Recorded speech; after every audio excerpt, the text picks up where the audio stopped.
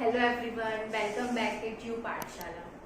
तो आज की क्लास में हम साइंस का क्लास 10th का चैप्टर लाइफ प्रोसेसेस के बारे में डिस्कस करते हैं। और लास्ट क्लास में हमने पढ़ा था कि न्यूट्रिशन इन प्लांट्स कैसे होता है और न्यूट्रिशन इन एनिमल्स कैसे होता है। और एमीबा और पैरामीशियम का हमने पढ़ा था कि सिंपल डिफ्यूजन के प्रोसेस से हमारा क्या होता है कि उनका न्यूट्रिशन होता है। और इसके अलावा हमने न्यूट्रिशन के 5 स्टेप्स पढ़े थे, that is ingestion, digestion, absorption, assimilation and egestion. ठीक है, तो ये 5 स्टेप्स हमने पढ़े थे कि न्यूट्रिशन के अंदर ये इंक्लूड होता है। ठीक है, उसके बाद हम बात कर रहे थे कि अब कॉम्प्लेक्स या मल्टीसेलुलर ऑर्गेनिजम्स में क्या होता है।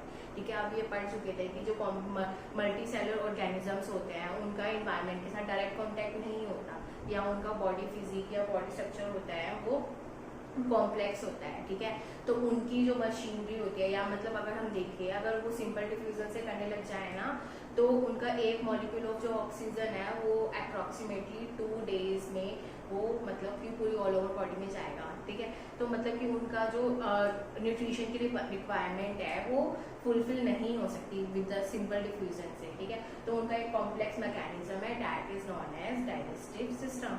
ठीक है, तो ह्यूमन का प्रॉपर एक डाइजेस्टिव सिस्टम है जिसकी हेल्प से वो न्यूट्रिशंस को गेन करता है या न्यूट्रिशन अपना कैरी आउट करता है। ठीक है, तो in the complex multicellular organisms like man, grasshopper, all the process involved in nutrition are performed by a combination of digestive organs. ठीक है, अब ये हमने पढ़ा कि उनके पास एक प्रॉपर अपनी मशीनरी होती है जिसको हम ह्यूमन डाइजेस्टिव सिस्टम कहते हैं। ठीक है, तो उसके अंदर हमारे मेन कुछ डाइजेस्टिव ऑर्गन्स इंक्लूड होते हैं जो पूरे डाइजेस्टिव सिस्टम के अंदर उसके वर्क करते हैं। कि जैसे आप देखें तो हमारे कौन कौन से हो गए, जैसे कि माउथ। ठीक है, बक्कल कैविटी से हम फूड को लेंगे। ठीक है, ईसोफेगस यानी कि फूड पाइप जिससे वो पूरा का पूरा फूड है वो माउथ से स्टमक तक जाएगा। तो बेसिकली फूड ईसोफेगस या फूड पाइप का फंक्शन क्या है कि जो भी फूड हमारा माउथ के अंदर आ रहा है उसको माउथ से पूरा हमारी स्टमक तक लेके जाना।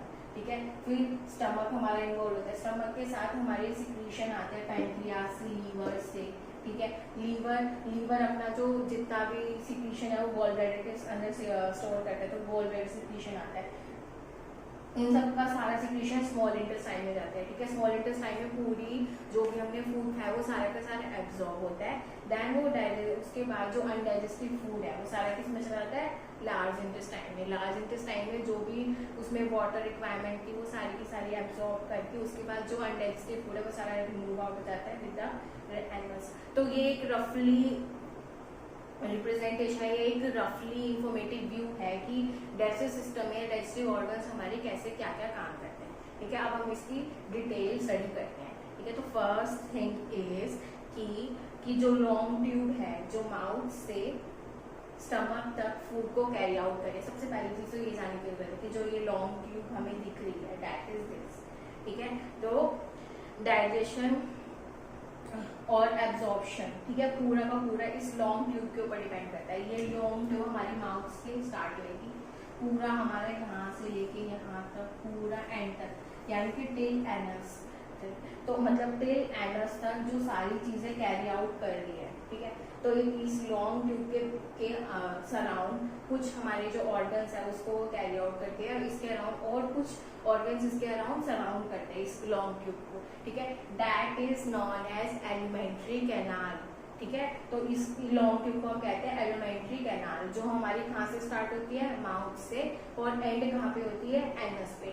ठीक है, तो इस पूरी एलिमेंट्री कैनाल के अंदर पूरा का जो डाइजेशन का प्रोसेस है वो पूरा का पूरा कैरी आउट होता है, या डाइजेशन का पूरा प्रोसेस हमारी एलिमेंट्री कैनाल कैरी आउट करती है। ठीक है, तो ये स्टार्ट होती है हमारी माउथ से और एंड कहाँ पर हो रही है, हमारी एनस पे, और इसमें अभी इसमें एंड हो रही है। ठीक है, तो ये कौन कौन से ऑर्गन्स अपने साथ कैरी आउट करती है, that is mouth, oesophagus, food pipe, then it goes under stomach. Stomach के बाद ये हमारा कैरी आउट करती है small intestine, large intestine and then anus. ठीक है, तो ये पूरी हमारी क्या है कि एलिमेंट्री कैनाल है। ठीक है, माउथ से स्टार्ट होगी और टिल एनस तक होगी। ठीक है, जिसको हम अगर हम कहें लेमैन लैंग्वेज में हम इसको गट भी कहते हैं, दैट इज गट।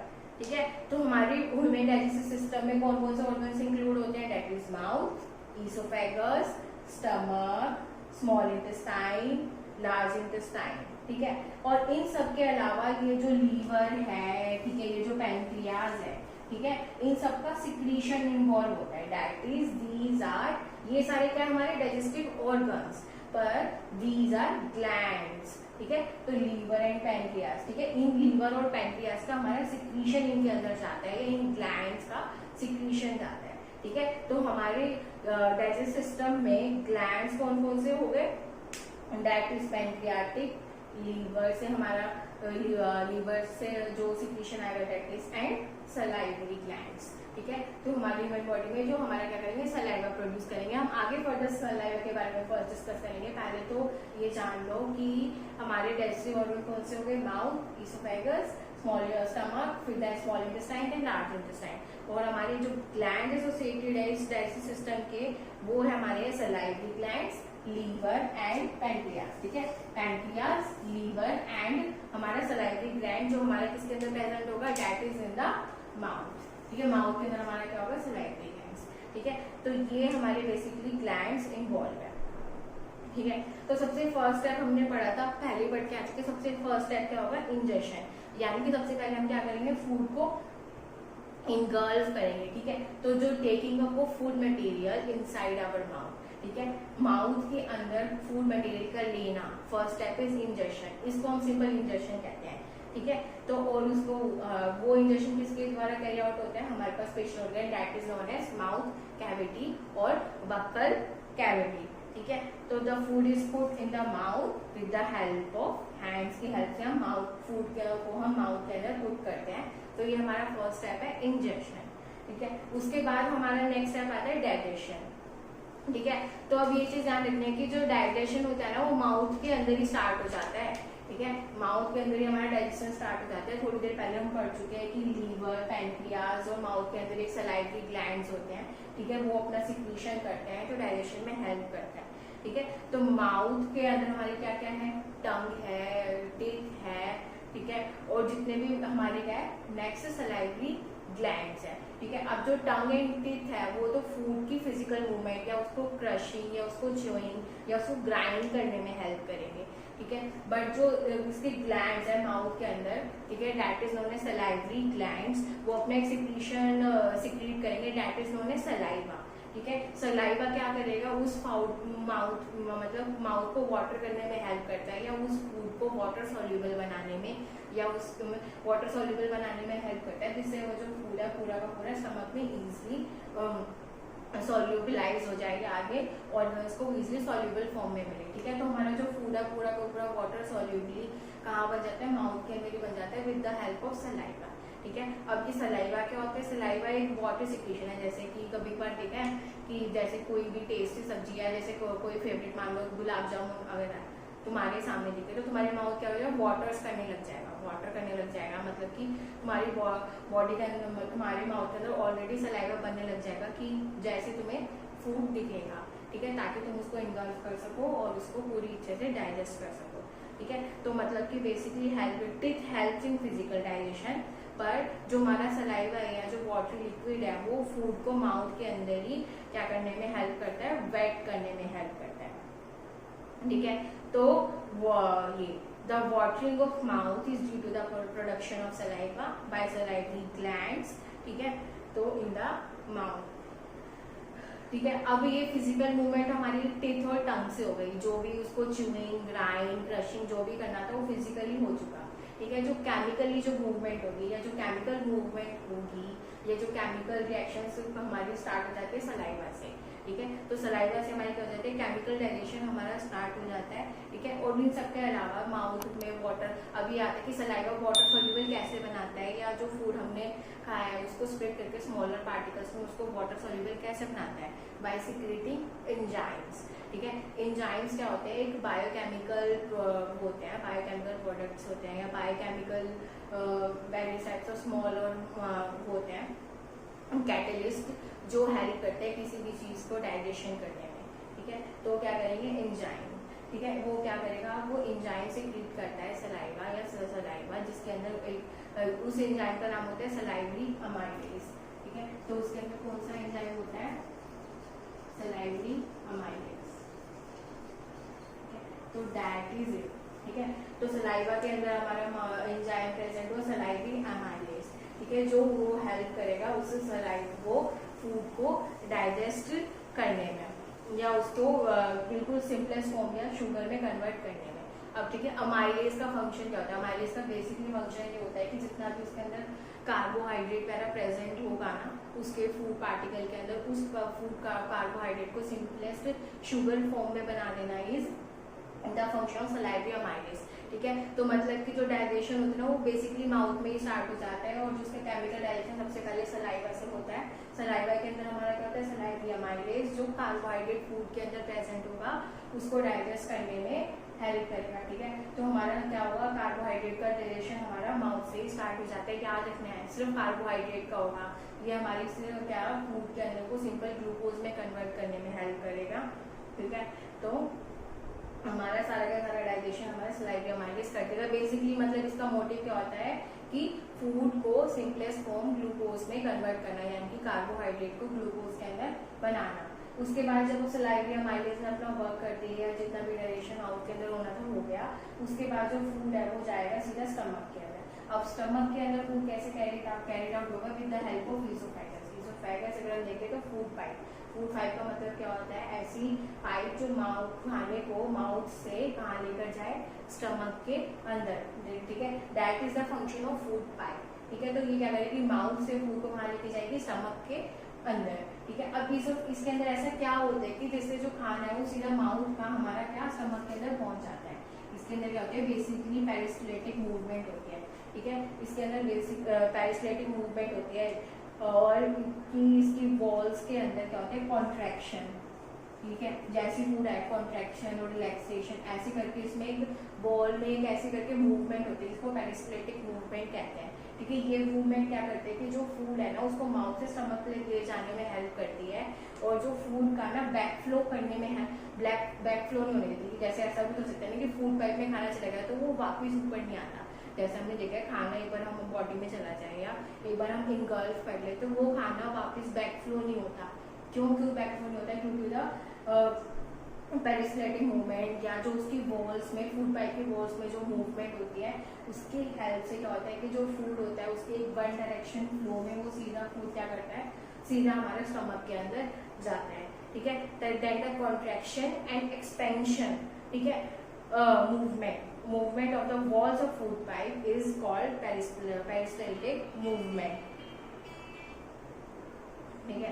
तो ये क्या करेगी? जो डाइजेस्टिव फूड है उसको सीधा स्टमक के अंदर हमारा क्या कर देगी? पुश आउट कर देगी। तो फूड हमारा क्या आ जाएगा? सीधा स्टमक के अंदर आ जाएगा, ठीक है। अब क्या होगा कि जो स्टमक होता है, स्टमक के अंदर क्या होता है? हमारे क्या होता है? डाइजेस्टिव वो गैस्ट्रिक ग्लैंड्स, ठीक है। अब जो गैस्ट्रिक ग्लैंड का फंक्शन क्या होता है कि इसके अंदर स्टमक के अंदर क्या है? गैस्ट्रिक ग्लैंड, इसका फंक्शन क्या होता है? गैस्ट्रिक जूस को सिक्रीट करना, ठीक है। अब ये गैस्ट्रिक जूस का फंक्शन क्या होता है? गैस्ट्रिक जूस का फंक्शन क्या होता है? ये तीन बेसिकली हमारी उसको सिक्रीट करता है सब्सटेंसेस को, that is hydrochloric acid, pepsin and mucus, ठीक है। Hydrochloric acid, enzyme, pepsin and mucus, ठीक है।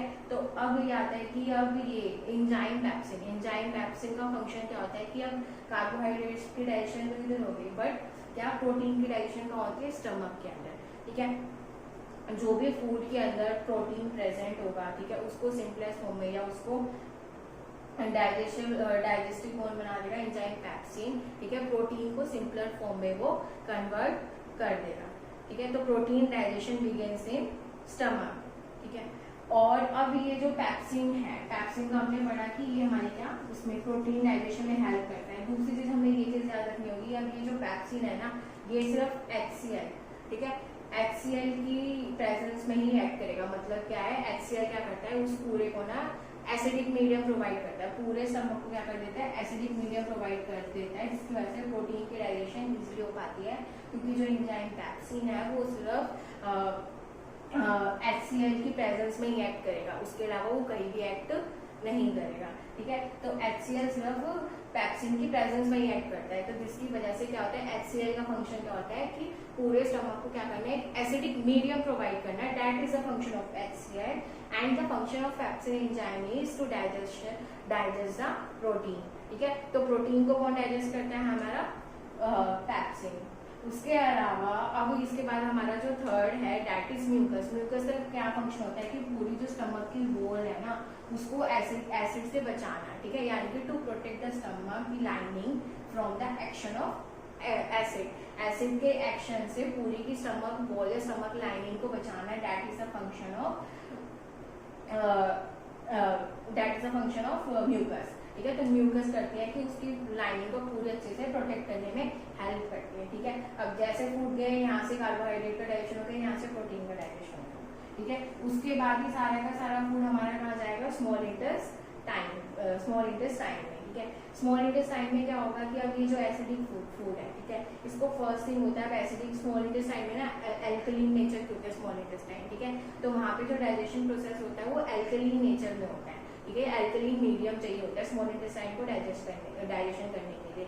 तो यहाँ से क्या करते हैं कि लीवर अपना सिक्रीशन देता है, यहाँ से पैनक्रियाज अपना सिक्रीशन देते हैं। अब ये जो लीवर है, लीवर अपना सिक्रीशन देता है, लीवर के पास लीवर ग्लैंड्स हमारी दो चीज लीवर हमारी सिक्रीट करता है बाइल, ठीक है। तो लीवर का मेन फंक्शन होता है बाइल को सिक्रीट करना, ठीक है। बाइल जूस का फंक्शन क्या होता है कि जितने भी हमारे जो एसिडिक मीडियम है, फर्स्ट थिंग इज कि एसिडिक मीडियम को एल्कलाइन नेचर में बनाना, जो भी एसिडिक चीज हो गई है उसको एल्कलाइन नेचर में बनाना, that is a function of liver, ठीक है।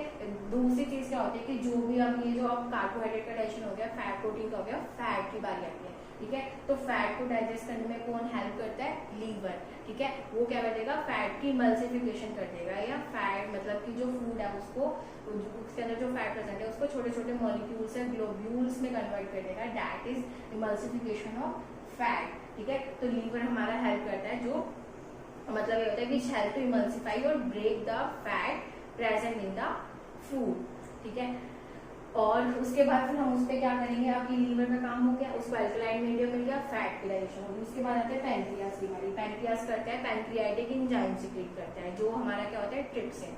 ट्रिप्सिन क्या होता है कि फर्दर जो भी प्रोटीन का जो भी ग्लोब्यूल्स है जो कन्वर्ट हुए थे उसको फर्दर हमें क्या करना, उसको फर्दर कन्वर्ट करना, ठीक है। तो फर्दर हम उसको क्या कहते हैं अमीनो एसिड्स वगैरह में कन्वर्ट करना, या फर्दर उसका डाइजेशन करने में हमारी कौन हेल्प करती है, ये ट्रिप्सिन, ठीक है।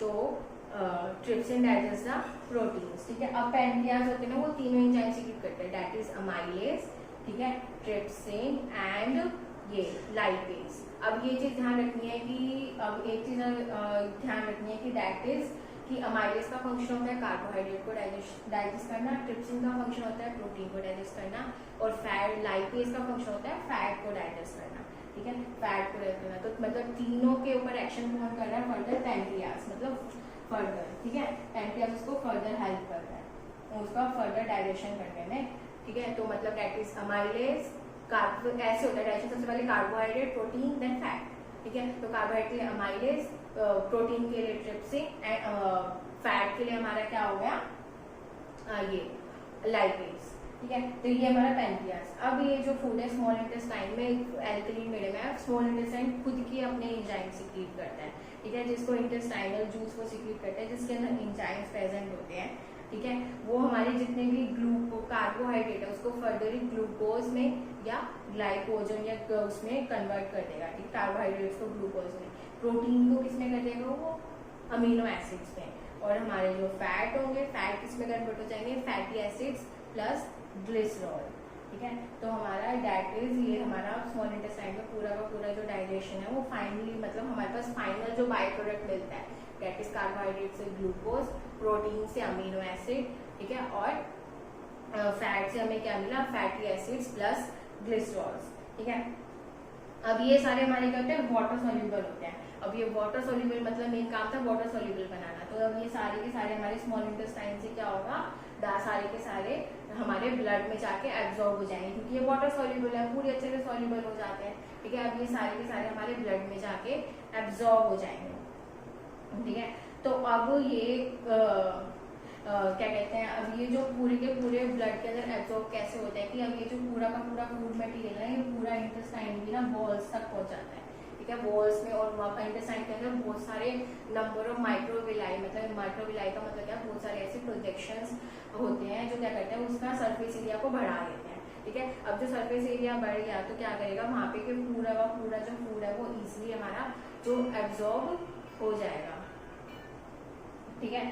तो अब ये हमारा काम करेगा स्मॉल इंटेस्टाइन, ठीक है। अब इसके अंदर नंबर ऑफ माइक्रोविलाई प्रेजेंट होते हैं, जो इसकी tiny finger, the presence of villi gives an inner wall of small intestine a very large surface area, जो उसकी डाइजेस्टिव फूड की रैपिड एब्जॉर्प्शन में हेल्प करेगी और सारा का सारा फूड क्या हो जाएगा, हमारा ब्लड के अंदर चला जाएगा। उसके बाद क्या होगा, अब ये बाकी जो अनडाइजेस्टिव फूड बचा है जो ब्लड में नहीं गया, वो सारा का सारा हमारा कहाँ चला जाएगा, लार्ज इंटेस्टाइन में, ठीक है। लार्ज इंटेस्टाइन में क्या होगा कि जितना भी अनडाइजेस्टिव फूड है उसका जो वाटर सॉल्युबल कंटेंट है या जो वाटर सॉल्युबल पार्ट है वो सारा का सारा एब्जॉर्ब हो जाएगा। जो अनडाइजेस्टिव या सॉलिड पार्ट बचा है वो हमारा सारा एनस के थ्रू एग्जिट आउट हो जाएगा। तो ये बेसिकली फंक्शन होता है, ये सारे ऑर्गन्स है या ऐसे डाइजेशन का जो प्रोसेस होता है वो हमारा पूरा का पूरा कैरी आउट होता है, ठीक है। तो ऐसे करके एब्जॉर्प्शन, इंटेस्टाइन में एब्जॉर्प्शन हुआ, ठीक है। ब्लड स्ट्रीम के बाद पूरे ऑर्गन्स में क्या है, एसिमिलेशन, और ऐसे करके डिफिकेशन के प्रोसेस से क्या होता है, इजेशन को हो जाता है। तो ऐसे करके हमारा पूरा का पूरा डाइजेस्टिव सिस्टम का वर्क करता है इसके अंदर, ह्यूमन बींग्स के अंदर, ठीक है। तो thank you so much guys इस वीडियो को सुनने के लिए। अगर आपको ये वीडियो पसंद आए तो इस चैनल को लाइक, कमेंट एंड सब्सक्राइब जरूर करिए।